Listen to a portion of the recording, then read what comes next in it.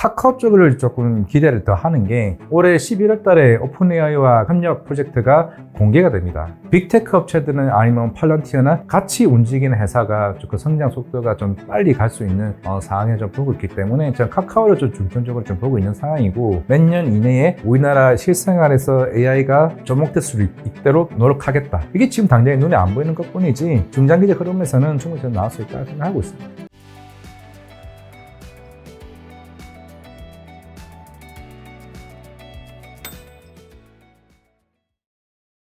결국에는 이제 폼팩트의 변화죠. 이제 항상 삼성전자는 늘 항상 이게 빠르게 움직임을 보여왔습니다. 2019년에 이제 갤럭시 폴드를 먼저 이제 선보였고, 지금 거의 한 7년 차까지 이제 올라왔죠. 항상 이제 이게 항상 새로운 시리즈가 나오게 되면 한 1,800만 대 정도 이제 출하량을 이제 목표로 했던 것 같습니다. 이제 그만큼 많이 바뀌었고, 애플도 정말 한 3, 4년 전부터 이제 고심을 해왔었고, 이제 팀 쿡 CEO가 사실 이 힌지, 이 주름 개선에 대해서 항상 조금 불만이 많았었어요. 그러면서 이제 계속 지연되어 왔던 부분들이, 저도 이번에 갤럭시 폴드 7을 봤는데 그만큼 주름이 거의 안 보일 정도 크게 좀 많이 개선됐습니다. 저도 이거 보면서 이 정도면 팀 쿡도 어느 정도 충분히 좀 만족감을 좀 드러내지 않았을까. 왜냐면은 애플이 특히 중국 쪽의 비중이 굉장히 많이 떨어졌어요. 이게 우리가 2년 전에 중국 공무원들 이제 아이폰 못 쓰게 막 그런 정치적인 이슈가 나오면서 이제 아이폰에 대한 점유율이 한 중국 내에서 한 13%까지 떨어진 걸로 알고 있어요. 원래 20몇 %까지 올라갔다가. 그러면서 이제 아마 고민이 많았을 겁니다. 이제 우리도 똑같은 그런 카메라 성능이나 그런 하드웨어 성능을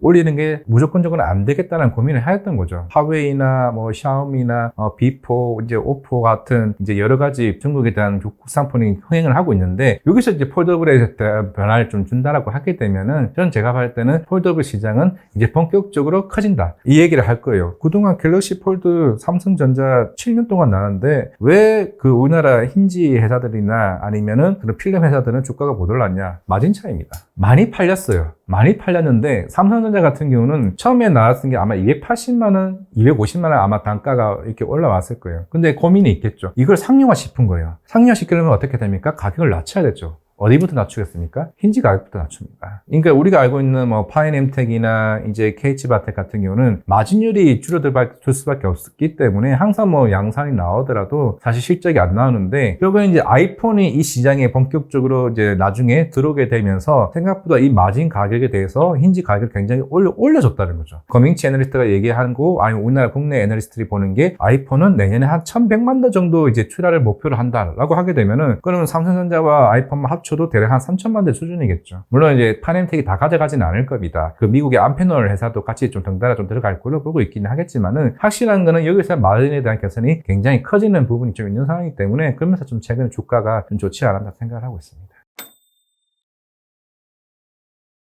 일단은 첫 번째는 힌지고, 아까 얘기했지만은 그 두 개만 하지는 않습니다. 중국의 비보나 오포 같은 회사도 납품을 하고는 있어요. 중국이 생각보다 이게 폴더블 쪽에 약간 노이즈가 조금 발생을 하고 있습니다. 그러면 이제 적어도 삼성전자와 아이폰의 이제 흐름을 봐야 되는데, 근데 아이폰은 내년 양산이죠. 그러니까 4월 달에 협력사는 이미 선정이 끝났습니다. 근데 이게 6월 말부터 갑자기 이제 폴더블이 이제 커밍 채널이 이제 파인엠텍에 언급을 하게 되면서 이제 어느 정도 시장에 딱 관심을 나와왔는데, 우리가 처음에 얘기가 나왔던 게 이제 삼성 디스플레이가 이제 OLED 이제 독점 공급 계약이 나오면서 바로 독산 네오루스가 주가가 굉장히 관심을 받아왔죠. 우리가 하나 알아야 될 게 내장 힌지가 있고 외장 힌지가 있습니다. 내장 힌지 같은 경우는 사실 파인엠텍이 구도가 계속 꾸준히 해왔던 거예요. 근데 작년 갤럭시 폴드 6부터 외장 힌지까지 들어오긴 했습니다. 근데 이거는 비중이 크지는 않아요. 근데 이제 내장 힌지 같은 경우는 밸류체인 단위 납품을 하는 회사가 삼성 디스플레이입니다. 이거는 명확하게 알고 가셔야 돼요. 그러니까 삼성 디스플레이가 아이폰에 독점 공급을 한다고 얘기하니까 파인엠텍이 바로 움직인 거예요. 그러면 KH바텍은 외장 힌지입니다. 외장 힌지는 어디에 납품하냐? OEM 업체에 납품을 해요. 그럼 삼성전자에 납품합니다. 그러면서 이제 저 시장에 대해서 KH바텍이 조금 덜 올랐던 부분이 있고, 최근에 이제 블룸버그에서 이제 그 밸류체인 공급망이 이제 공개가 되면서도 한번 이제 KH바텍이 좀 얘기가 좀 나왔던 부분이 있는데, 물론 최근에 세경 하이테크도 필름 관련 이슈가 있었고, 최근에 UTI와 관련해도 이제 UTG 이제 관련해서 이제 울트라 이제 글라스라고 얘기해서, 그러니까 주름을 어느 정도 줄여줄 수 있는 특허를 보유하고 있는 게 이제 UTI입니다. 이제 미국의 코닝이라고 고릴라 글라스 만드는 이제 유명하죠. 이제 아이폰의 그런 유리기판을 이제 공급하는 이제 회사이기 때문에, 그게 또 이제 UTI와 그 지속적인 계약 관계에 좀 있는 상황이기 때문에, 이제는 UTI는 여기서 이제 애플이 얼마만큼 얼마만큼 공급을 하냐에 따라서 그 밸류가 좀 다른 상황이기 때문에 사실 이게 명확하게 이게 알려지지 않는 상황이기 때문에 사실 밸류에이션을 측정하기가 좀 쉽지는 않았던 거죠. 사실 파이낸텍은 그런 측면에서는 1100만 대 팔린다고 가정을 했을 때 밸류에이션이 좀 나오는 부분이 좀 있는 상황이기 때문에 그런 측면과 조금 다른 부분이 아니었나 생각하고 있습니다. 아마 제 생각인데 내년 하반기 양산이라서 지금 폴더블이 그럼 하반기도 지속적으로 가냐? 그건 제가 봤을 때는 조금 아닐 수 있을 겁니다. 그러니까 삼성전자 지금 폴더블 7이 지금 나온 상황인데 여기서 이제 흥행 여부에 따라서 3분기 실적을 조금 반영되는 부분이 있기 때문에 3분기 실적을 보고 또 한번 다시 모멘텀은 나올 수 있다는 거죠. 결국 중국 쪽의 실적 부진이 컸었죠. 대표적으로 이제 아이폰을 보게 되면 아이폰이 있고 아이폰 프로가 있고 아이폰 프로 맥스가 있죠. LG 이노텍 같은 경우는 이제 광학 센서를 프리미엄급에 들어갑니다. 우리 흔히 아니고 프로나 프로 맥스에 들어가고, 그러니까 우리가 알고 있는 BH 같은 경우는 기본형 모델에 좀 들어가는 부분이 있죠. LG 이노텍이 항상 실적 발표를 하게 되면 거의 한 70~80%가 애플 비중이 너무 큽니다. 애플이 항상 실적이 계속 부진하다 보니까 여기서 실적도 같이 반영될 수밖에 없었던 거고, 똑같이 움직이는 게 예전에 WWDC에서도 이제 애플이 얘기했던 게 시장 실망감이 아니 그래서 너네 그 시리 그 인텔리전시 언제 나오는데 이게 자꾸 지연되다 보니까 그런 우려가 똑같이 주가도 좀 반영되는 부분이 있고, 물론 자화전자도 이제 액추에이터나 이제 AF 쪽에 대한 그 포커싱 모델이 똑같이 반영이 됩니다. 지금 자화전자도 아마 애플 비중이 30~40% 비중은 될 거예요. 근데 많이 줄었어요. 이게 워낙 이제 애플 이제 매출 비중이 떨어지다 보니까 결국에는 아까 그 폴더블 얘기했던 거면서 결국에는 애플의 그런 폼팩터 변화가 앞에서 얘기했던 종목들에 대한 변화가 내년에 좀 가이던스가 좀 바뀔 수 있는 부분이 좀 중요하지 않나 생각하고 있습니다. 백색까지 관련 이슈는 있긴 하죠. 지금 LG전자 같은 경우는 어차피 지금 미국 쪽 공장이 좀 있는 상황이기 때문에 기존에 멕시코 쪽에 있는 공장 라인을 이제 미국 쪽 대체한다는 상황이 있었기 때문에 사실 가전 쪽은 LG전자는 크지는 않을 것 같은데 삼성전자는 조금 영향을 좀 받을 수 좀 있지 않을까. 근데 삼성전자도 충분히 그거는 조금 변경할 가능성이 좀 있다고 생각하고 있습니다. 전략을.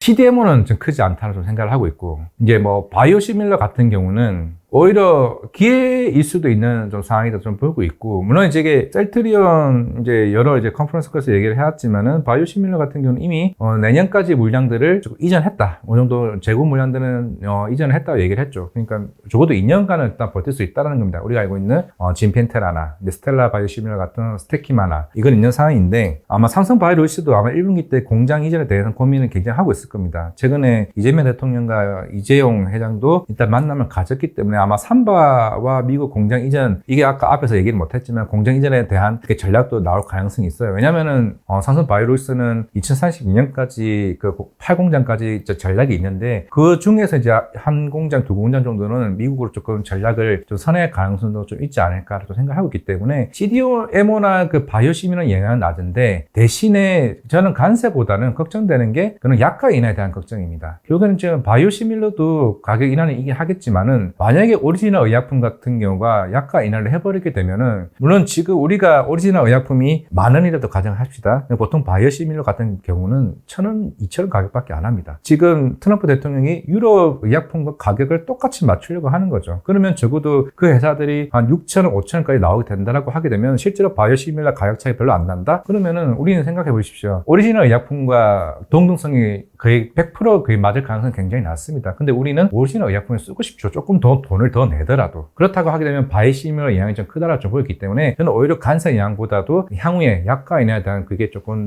영향이 좀 있을 수는 있다라고 좀 생각하고 있습니다. 지금 이제 조선에 관련해서는 그동안 조선에 관련해서 캐펙스 투자에 대한 한계 이런 부분들을 계속 언급을 좀 해왔었고, 지금은 이제 그 신조선가 지수가 186까지 떨어졌죠. 이게 189까지 갔다가 186까지 떨어졌습니다. 그러면서 이제 하반기 그런 수주 물량에 대한 급감 이슈도 시장에서 나오고는 있죠. 실적은 잘 나올 겁니다. 실적은 잘 나올 거예요. 근데 시장에서 보는 이제 1분기 때 그 서프라이즈가 이제 하나둘씩 컨셉 부합 정도로 가는 거예요. 그러니까 우리가 알고 있는 그 눈높이 정도 수준인 겁니다. 근데 그래서 이제 여기서 조선에 대한 방향성은 미국과의 협상을 통해서 너네 LNG 물량 언제 줄 수 있고 여기서 얼마 정도 줄 수 있느냐, 이게 제가 볼 때는 그게 첫 번째인 것 같아요. 그동안 수주에 대한 목말라 왔던 부분들을 거기에서 좀 타겟을 좀 볼 필요는 좀 있다고 좀 보이고 있고, 물론 이제 MRO 관련해서는 계약을 하게 되면 그게 크지는 않잖아요. 그 몇백억 정도 수준이기 때문에 오히려 이제 그런 LNG 관련된 수주 물량을 받을 수 있는 부분, 기술 이전과 관련된 그 계약 금액들, 그게 제가 볼 때는 주요 포인트가 좀 되지 않을까 생각을 하고 있는데, 그동안 삼성중공업도 주가가 올라오게 되면서 지금 UBS에서도 좀 중립으로 하향을 했습니다. 여러 LNG 관련해서 조금, 물론 지금 현대중공업도 마찬가지고 하나오션도 해외 쪽으로 지금 조선소를 이제 캐파를 확장시키고 있단 말이죠. 그럼 이거를 대체할 수 있는 물량들이 과연 나올 수 있느냐? 그러면 우리가 최근에 인도 쪽에서도 얘기 나왔던 천척에 다 관련된 그런 물량들이 언제 수주를 받을 수 있느냐? 이게 제가 봤을 때는 하나의 좀 트리거라 좀 볼 수가 있는데, 지금 단전으로는 그런 모멘텀이 사실 조금은 약한 부분이 좀 없지 않다고 좀 생각을 해요. 기억에는 이번 주 목요일 날 현대중공업 그룹이 실적 발표가 있는데, 그때 우리가 아마 1분기 실적 발표 때 기억할 겁니다. 한국조선해양 그 컨퍼런스콜에서 송표 일정이 당겨질 정도로 그 생산 공정이 원활해졌다는 말을 썼죠. 그만큼 이제 그런 회전율이 굉장히 빨라졌다는 겁니다. 그냥 그 포인트가 이번에도 나와줄 수 있느냐가 제가 볼 때는 지금 조선주와 관련된 의견들이 굉장히 분분한 상황에서 윗방향이냐 아니면 아랫방향이냐에 따른 조금 멘트가 좀 중요하지 않을까 생각을 하고 있습니다.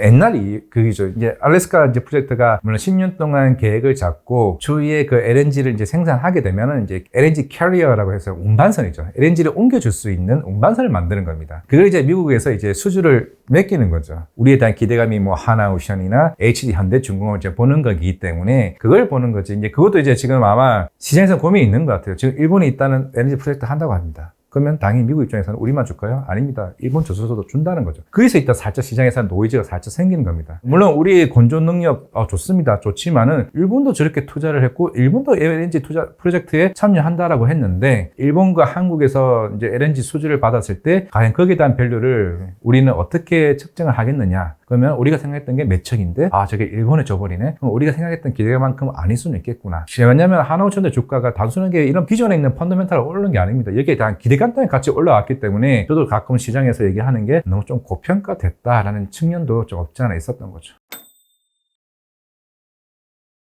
그게 강한 쪽이죠. 뭐 넥스트리나 뭐 동양철관이나 뭐 휴스트 같은 회사들 그냥 송유관을 만들어야 되죠. 알래스카 저 위에서부터 그걸 가져와서 저 밑에 있는 지역까지 가져와줘야 그 LNG를 운반선에 실어가지고 수입을 하는 거죠. 그런 상황이기 때문에. 그래서 이제 LNG 운반선을, 물론 우리가 건조를 하게 되면 2년 반에서 3년 정도 걸리긴 하겠지만, 아까 10년 프로젝트를 얘기했죠. 미리 수주를 받으면은 일단 늦어도 좋으니까 너네 일단 미리 만들어놔. 이게 뭐 단순하게 10척, 20척 만들지 않을 겁니다. 아까 유럽도 계약을 맺었고, 러시아 대체겠죠. 이게 일본도 그렇고, 지금 여러 관세 협상에서 LNG 수주를 수입을 하겠다는 거기 때문에, 그러면 거기서 이제 운반선이나 그 석유관에 관련해서는 향후에 그 밸류에이션을 좀 측정하는 거지, 이거는 아마 계약이 끝나고 나게 되면은 어느 정도 단기적인 그런 세로로 나올 수는 있다. 그러면 긴 안목에서는 실익이 있는 부분도 나중에 좀 기대를 해볼 수 있다고 생각하고 있습니다.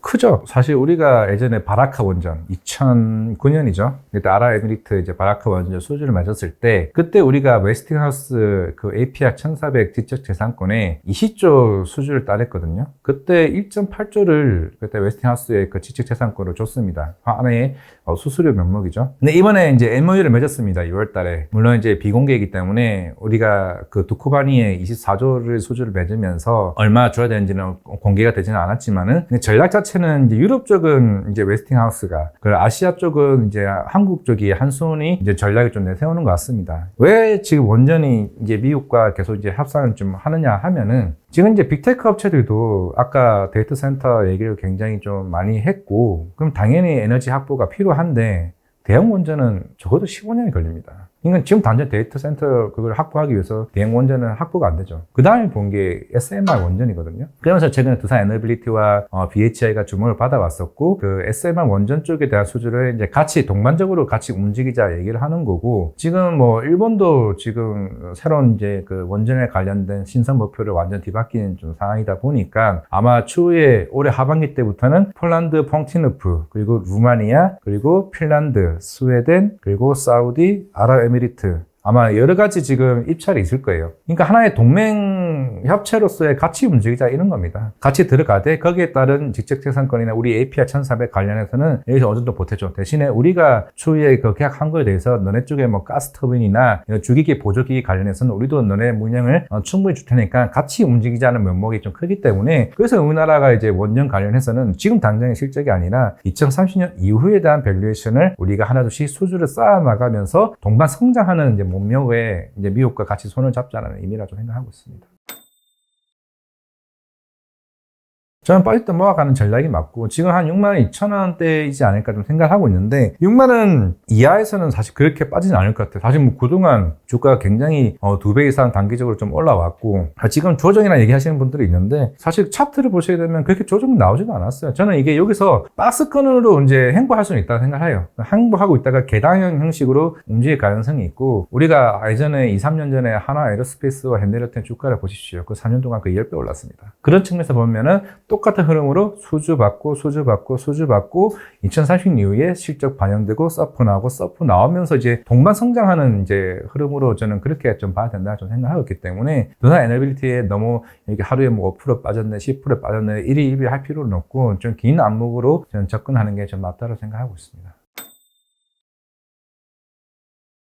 그죠. 이제 우리가 컸죠. 현대로템 구조계약 굉장히 큰 겁니다. 그 나토 국가들 위주로 이제 GDP 5%까지 이제 뭐 2033년, 35년 기준으로 달성하겠다고 얘기를 했고, 이제 우리나라도 물론 트럼프도 계속 꾸준히 한국 너네 방위 분담비 계속 늘려라. 지금 분위기가 우리 왜 자꾸 우리나라 방산에 대해서 고민을 하고 있느냐 하면은 지금 트럼프도 마찬가지겠지만은 유럽이나 다른 국가들에게 협상을 하면서 간섭 협상하면서 우리 무기 사줘. 계속 이제 그렇게 하고 있는 거예요. 물론 이제 최근에 록히드 마틴 주가가 조금 이제 지지부진한 모습을 보이고 있기 때문에 근데 그거를 결국에는 우리 록히드 마틴이나 아니면은 다른 쪽 그 무기들을 계속 사달라는 겁니다. 물론 최근에 보잉 같은 경우도 뭐 100대 뭐 사달라 그러고 있고 전체적으로 이렇게 시장에서 관심을 받는 거는 미국 쪽 수입이 더 커질 것 같아요. 물론 이제 우리나라 폴란드도 지금 K2 전차를 많이 좀 사주는 것도 고맙기도 하겠지만은 이제 유럽도 자체적으로 그런 방산과 관련된 경쟁력을 키울 가능성이 굉장히 크다고 좀 보고 있기 때문에 조금은 기대했던 구조 이상의 계약들은 약해지지 않을까. 물론 이제 하반기 때는 뭐 슬로바키아나 루마니아도 있을 거고 중동 쪽도 있긴 하겠지만은 계약 규모가 그렇게까지는 크지는 않을 것 같다. 라고 해봤을 때는 실적은 좋아질 수는 있겠지만은 이제 수주와 관련된 성장 속도는 조금은 더딜 가능성이 좀 있다고 보고 있기 때문에 이제 거기서는 조금 제가 볼 때는 이제 비중 조절이 좀 필요한 시기가 아닌가 생각하고 있습니다.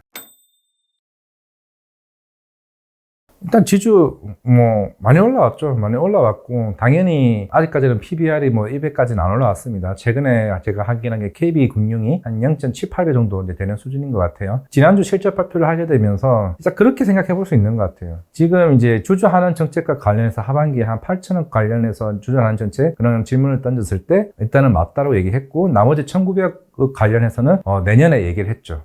시장에서 일단 나와 있는 정보 아닌가요? 물론 저는 이제 주주사 전체적인 흐름에서는 군용지주도 있을 거고, 우리가 알고 있는 그런 이제 일반 뭐 CJ나 하나 같은 기업들도 있을 건데, 저는 진짜 차별화가 좀 필요하다 생각을 하고 있습니다. 주주 환원 정책이라는 거는 결국에는 그만큼 회사가 실적이 계속 성장하고 있는 상황에서 주주 환원 정책이 뭐 배당 성향이나 아니면 자사주 소각이나 더 이게 늘릴 수 있다고 좀 생각하고 있거든요. 미국과는 그다음 좀 다른 게 우리나라 같은 경우는 이제 본격적으로 이제 금리 인하 이제 시기이기도 하고, 물론 대다수 금융지주 같은 경우는 이자 수익이 비중을 거의 한 70% 차지합니다. 비이자 수익이 한 20-30% 되겠죠. 그러면 금리 인하 시기면은 예대 마진 자체가 줄어들 수밖에 없어요. 이거는 사실 이재명 대통령도 계속 거기에서 이제 금융당국에 계속 얘기를 하는 겁니다. 그러면 이자 수익이 줄어드는데 과연 비이자 수익에서 얼마만큼 그걸 채우냐에 따라 다르겠지만은 오히려 주주환원 정책이 저는 오히려 내년 쪽은 약해질 수 있다. 근데 오히려 증권주는 다를 수는 있거든요. 증권주는 거래대금이 늘어나면서 이자 수익이 더 늘어나고 있죠. 왜냐면은 지수가 올라가게 되면은 그만큼 신용이자에 대한 수익은 더 커집니다. 금융지주에서도 증권주를 가지고 있는 회사들은 좀 다르게 볼 수는 있고 그거를 충분히 좀 케어를 할 수 있다고 좀 보이고 있는 상황이고 그런 측면에서는 조금 금융주도 좀 차별화가 필요하다라고 좀 볼 수가 있는 상황이기 때문에 저는 이 종목별이 다 똑같이 움직일 가능성은 낮다. 물론 최근에 자사주 소각 의무화도 얘기가 나오면서 뭐 신용증권이나 자사주 비중 높은 애들 종목별로 좀 나오고는 있긴 하겠지만은 결국에는 뭐 미래에셋증권이나 좀 키움증권과 같은 회사들 실적이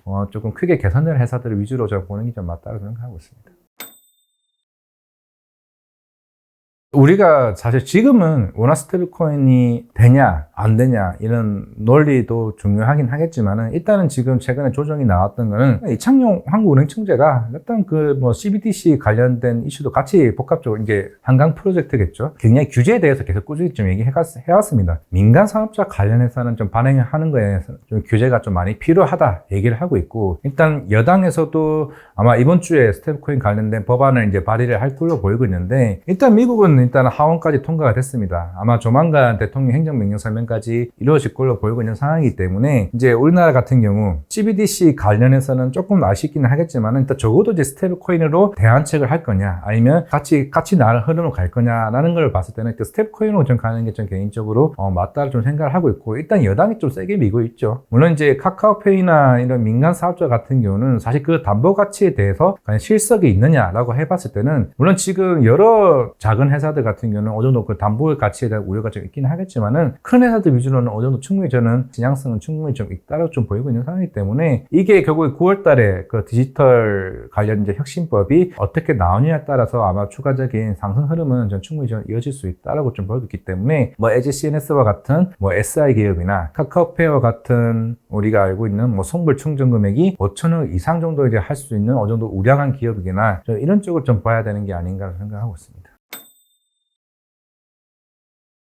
네이버도 그렇고 카카오도 마찬가지고, 물론 네이버도 이번 주 금요일날 이제 실제 발표를 하긴 하겠지만은 지금 당장에 뭐 AI 쪽의 광고 수익을 엄청나게 뭐 기대하기는 좀 쉽지는 않을 겁니다. 그만큼 이제 사실 우리나라 뭐 AI 소프트웨어 업체 관련해서는 사실 빅테크와 경쟁하기가 사실 쉽지는 좀 않은 상황이기도 하죠. 오히려 저는 카카오 쪽을 조금 기대를 더 하는 게 올해 11월 달에 오픈 AI와 협력 프로젝트가 공개가 됩니다. 저는 이게 전략이 맞다라고 좀 생각을 해요. 그냥 네이버나 이제 이런 단독으로 정부의 자금을 빌려서 성장하는 기업보다는 빅테크 업체들은 아니면 팔런티어나 같이 움직이는 회사가 그 성장 속도가 좀 빨리 갈 수 있는 상황에 좀 보고 있기 때문에 저는 카카오를 좀 중점적으로 좀 보고 있는 상황이고, 삼성 SDS 같은 경우는 사실 그동안 주가가 지지부진하다가 하정우 이제 AI 수석 실장이 예전 뭐 네이버 레스 출신이기도 하지만은 삼성 SDS 출신이기도 합니다. 그만큼 그 클라우드와 관련된 그런 솔루션, 그런 폼 자체가 이쪽에 대한 이제 정부에 대한 그 솔루션에 대한 수준 물량들이 올라가게 된다라고 하게 되면 항상 얘기를 하잖아요. 몇 년 이내에 우리나라 실생활에서 AI가 접목될 수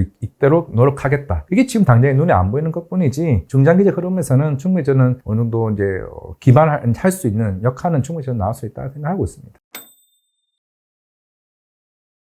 일단 지금 당장으로는 리테일이라 좀 생각을 하고 있습니다. BGF 리테일이 좀 대표적인 주자를 좀 생각을 하고 있고, 지금도 이제 대부분들이 소비를 지금 하고 있는 좀 상황이긴 하겠지만은 뭐 저 역시도 마찬가지고, 뭐 우리가 뭐 약국을 가거나 안경점을 간다 해서 관련주를 찾기가 사실 쉽지는 않잖아요. 그런 측면에서는 결국에는 우리가 편의점에서 쓸 수 있는 부분, 어차피 대형마트에는 못 쓰는 부분이다 보니까 리테일 실적들이 결국에는 그런 편의점 실적이 제가 볼 때는 3분기에 크게 영향될 가능성이 있다. 그러면 그 펀더멘탈 쪽으로 주가가 좀 올라갈 수 있는 부분이라 좀 생각을 하고 있고, 그러면 그 추경과 관련해서는 중장기적으로 봤을 때는 특히 반도체나 좀 AI 쪽으로 또 갈 가능성이 있다고 생각을 하고 있습니다. 물론 추후에 세액 공제도 발표할 거라 좀 생각을 하고 있고, 그러면은 거기에 대한 국내 뭐 2차 전지도 마찬가지고 거기에 따른 저 기대감이 복합적으로 봤을 때는 AI와 그런 반도체 2차 전지 쪽은 좀 긴 안목에서는 그 정도 그런 세액 공제 기대감도 같이 복합적으로 기대를 해야 된다.